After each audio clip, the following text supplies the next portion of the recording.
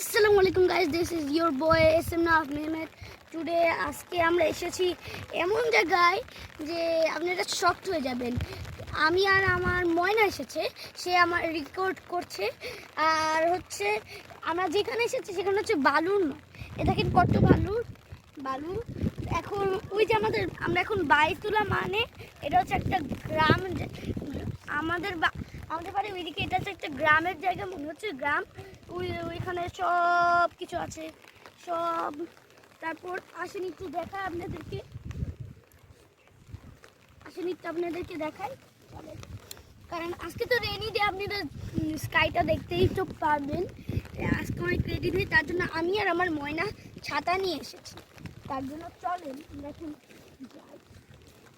এখানে যে এত একটি ইন্টারেস্টিং কথা, এত বাতাস আছে, আমার আমার আমার হচ্ছে ছাতাই নিয়ে যায়। চলেন।